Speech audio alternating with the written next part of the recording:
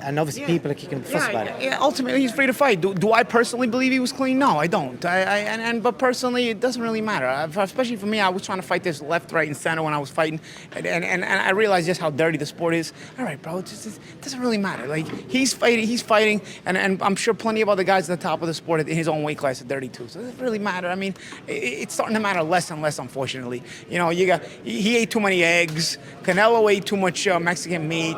Tyson Fury ate too much wild boar. I mean, bro. I mean, come on, bro. At what point does it even? At what point do you say, "Wow, how ridiculous is this?" Like, dude, are we really gonna keep on hearing this and believing it and falling for it? Just all right. You know what? Just say you don't care and you'll let them fight because they generate a lot of money, and I'll respect you more for it. That's what I'll do. You know what I'm saying? But it's like, come on, man. Wow, Pauli Malignaggi goes off.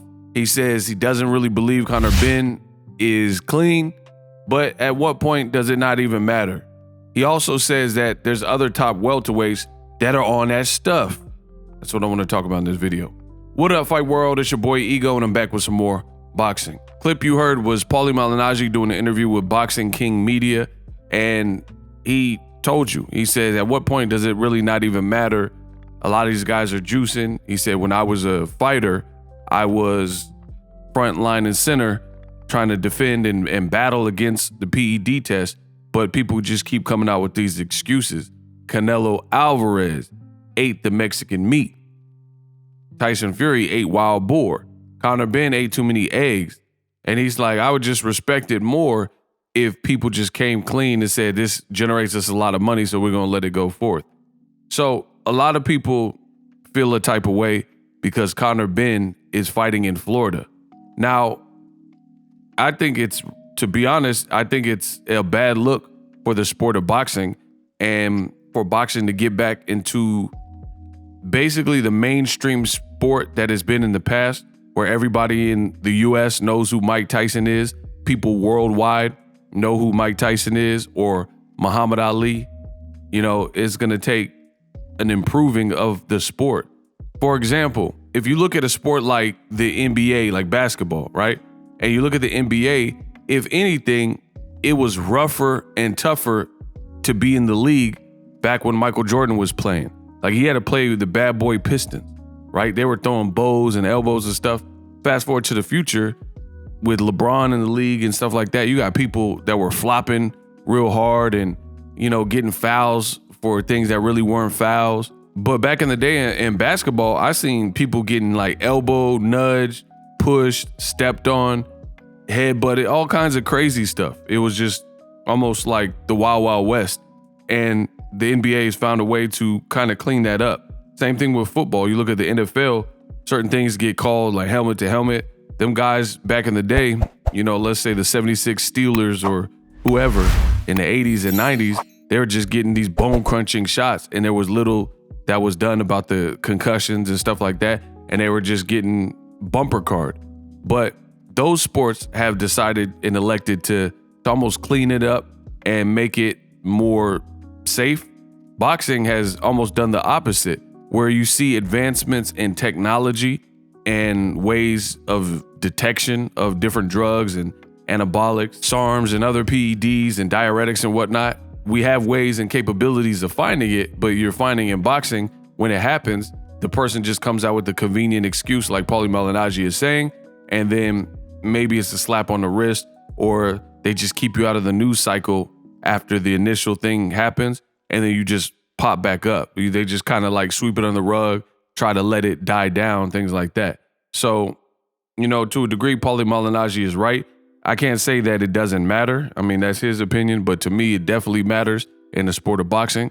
You're dealing with men and women who are risking their lives, so you definitely want a clean sport. Other thing that I find funny is you had a black fighter in Floyd Mayweather. Easy work. I ain't got work, hard work, dedication, right? And he was on this quest where he said, for a big fight with Pacquiao, we should do Olympic-style blood and urine test. People said, you're ducking Pacquiao. Who cares? Fight him anyway. Who cares if he's on something? You know, who cares? Don't take the test. You're not the commission. Pacquiao shouldn't have to take tests. He's afraid of needles.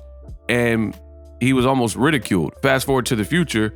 If you don't take tests, if they're offered, like the above and beyond clean boxing programs and stuff, now people look at you sideways as if you're on something. So I find that mighty funny that over the years, now this is drug testing. You see so many fighters have juiced and failed and tested positive for banned substances and PEDs over the years.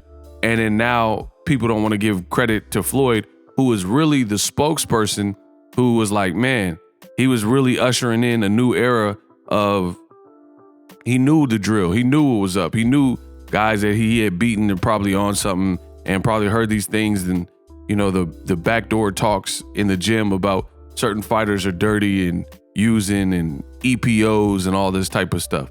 So Floyd Mayweather really ushered in this newfound presence of we need to scrutinize and do higher quality testing to really catch guys.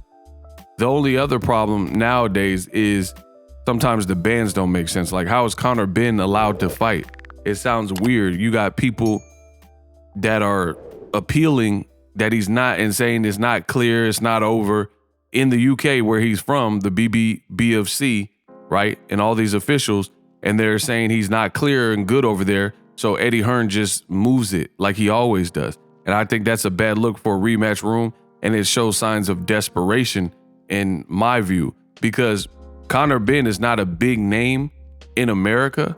So you having him fight in Florida, just because anything goes in Florida, there's a lot of laws that don't exist in Florida, things like that. So you're able to get around it by bringing him to Florida. And I guess that's Eddie Hearn's method, is if a guy is like has scrutiny for PED test or doesn't want to take tests and stuff, he just moves the event. Same thing happened with Danny Jacobs and Julio Cesar Chavez. Julio Cesar Chavez ducked the VADA test that people came to collect, and he refused to give him a sample. So they view that as pretty much failing a drug test, because, I mean, why else would you sign up or, you know, be under these terms and then you refuse to give them a sample? You can't do that, because, I mean, you could just be dirty and then say, hey, come back another day. Yeah, but by that other day, you could have washed whatever out of your system. So it's taken as a fail if you refuse, which is what he did. The sample collector, he refused it. Eddie Hearn then couldn't get the fight in Vegas because Nevada Commission was like, no, he refused to take the VADA test. So it's the same as a failed test. Eddie Hearn tried to take it to California. They said no. So then he took it to Arizona and made Danny Jacobs versus Chavez in Arizona. And then Chavez basically quit. So the whole fight was laughed at. You know what I mean? So it's definitely an ongoing problem. I don't really understand how Conor Benn is fighting.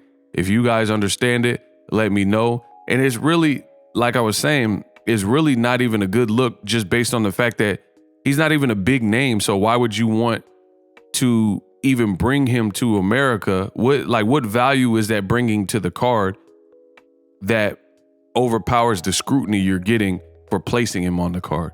Do you see what I'm saying? Like, it'd be one thing if he was like this global star, like a Manny Pacquiao in the same situation, and you're like, Pacquiao being on this card just makes the card, we're gonna sell a bunch more tickets. So Conor Benn, a UK British dude in Florida, where they probably don't even know who he is, I don't see the value and I don't see it being worth it. But hey, I don't work for DAZN or Rematch Room or Eddie Hearn, so that's what they got to deal with. But all I know is people are scrutinizing. Let me know what you guys think. Drop your thoughts in the comment section. Best in business.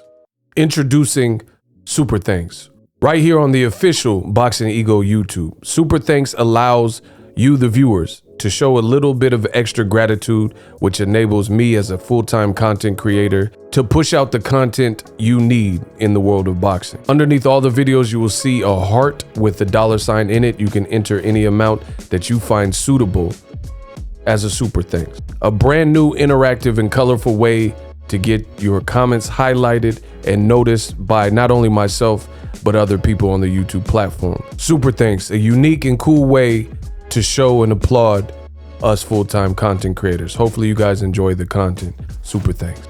The future is now. The Hibernation 5s by Kenichi Bear.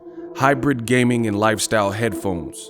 Out of the box, you can connect to any console or PC, Bluetooth ready, with a low latency USB adapter, color RGB, and extreme bass mode. The Hibernation 5s adjust to you. Whether you need a gaming, travel, gym, or lifestyle headphones, the Hibernations got you covered. The new Hibernation 5s, link in the description. Customize the way you hear the world. Welcome to the nation. Are you tired of your YouTube videos not getting any views? Well, consider TubeBuddy. I've used TubeBuddy for years to scale up my YouTube channel. Now we're sitting over 200,000 subscribers. TubeBuddy is a browser extension that offers a ton of built-in productivity and time-saving services to take your channel to the next level. Use my link in the description to get started with TubeBuddy and level up your channel faster. We working.